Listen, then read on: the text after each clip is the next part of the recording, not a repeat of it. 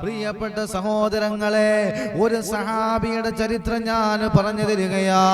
ഏത് സഹാബിയാണെന്നറിയോ? അല്ലാഹുവിന്റെ റസൂലിന്റെ പ്രിയപ്പെട്ട സഹാബിയാ അൽഖമ റളിയല്ലാഹു തആല അൻഹു. അല്ലാഹുവിന് ഒരുപാട് ഇബാദത്ത് ചെയ്യുന്ന മനുഷ്യനാ.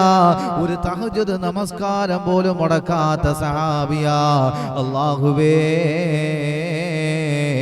അൽഖമ രോഗിയാവുകയാ. അൽഖമ രോഗിയാവുകയാ, മരണാസന്ന നിലയിലാവുകയാ. അല്ലാഹുവിന്റെ റസൂലിന്റെ അടുത്ത് സഹാബത്ത് വരികയാ. നബിയെ, അൽഖമ രോഗിയായിരിക്കുകയാ.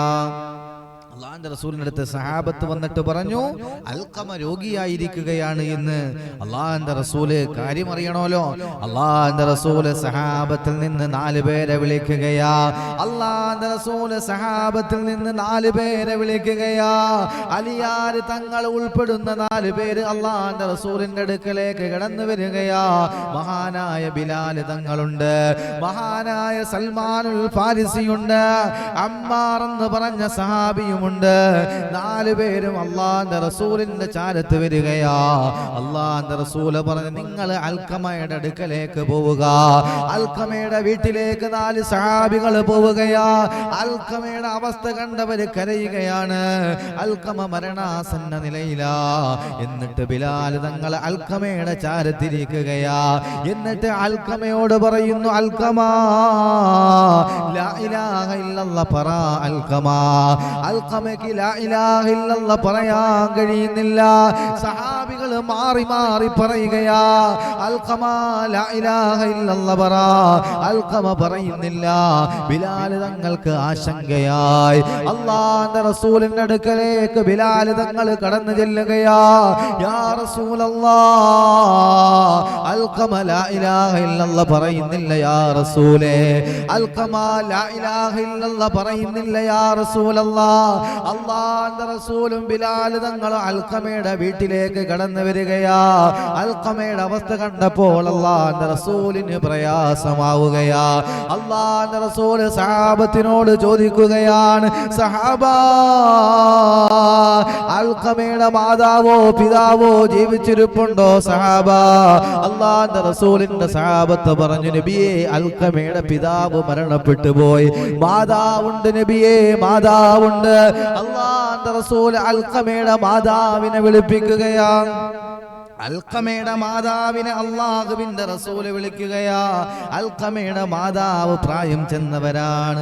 അവര് വല്ലാത്ത നിലയിൽ അല്ലാഹുവിന്റെ റസൂലിന്റെ അടുക്കലേക്ക് നടന്നു വരികയാ. അല്ലാഹുവിന്റെ റസൂലിന്റെ അടുക്കൽ ഹാജരാവുകയാ. എന്നിട്ട് ചോദിക്കുന്നു, നബിയെ, എന്തിനാ എന്നെ വിളിച്ചത്? അല്ലാഹുവിന്റെ റസൂല് ചോദിക്കുന്നു, ഈ അൽഖമയുണ്ടല്ലോ, എന്തെങ്കിലും പ്രവർത്തനം നിങ്ങളോട് മോശമായി ചെയ്തിട്ടുണ്ടോ? അല്ലാഹുവേ, അൽഖമയുടെ ഉമ്മ കരയുകയാ. അല്ലയോ പ്രവാചകരെ, എന്റെ ഇഷ്ടപ്പെട്ട മകനാ, എന്റെ കണ്ണിന്റെ കൺകുളിർമയാ. ഞാൻ ഇവന് വേണ്ടി ജീവിച്ചതാ. പക്ഷേ ഇവന്റെ ജീവിതത്തിലേക്ക് ഒരു പെണ്ണ് കടന്നു വന്നപ്പോൾ ഇവൻ എന്നെ വേദനിപ്പിച്ചു യാ റസൂലല്ലാഹ്. അല്ലാഹുവിന്റെ റസൂലിന് കാര്യം മനസ്സിലായി. അൽഖമ ലാ ഇലാഹ ഇല്ലല്ലാഹ് പറയാത്തതിന്റെ കാര്യം മനസ്സിലായി. ആ ഉമ്മയോട് അല്ലാഹുവിന്റെ റസൂല് പറഞ്ഞു, ഈ അൽഖമയ്ക്കൊന്ന് പൊരുത്തപ്പെട്ടു കൊടുത്തൂടെ? ആ ഉമ്മ പറഞ്ഞു, നബിയേ, ഞാൻ പൊരുത്തപ്പെടില്ല. അൽഖമയുടെ ഉമ്മ പൊരുത്തപ്പെട്ടില്ല. അല്ലാഹുവിന്റെ റസൂല് സഹാബത്തിനോട് പറയുകയാ, സഹാബാ, നിങ്ങൾ ധാരാളം വിറകുകൾ കൊണ്ടുവാ സഹാബാ. അല്ലാഹുവേ, അൽഖമാന്റെ ഉമ്മ ആശ്ചര്യപ്പെടുകയാ. റസൂലല്ലാഹ്, എന്തിനാ നബിയേ വിറകുകള്? അല്ലാഹുവിന്റെ റസൂല് പറയാ, ഈ അൽഖമയെ കത്തിക്കാനാ. ആ ഉമ്മ പറയുന്നു, വേണ്ട യാ റസൂലല്ലാഹ്,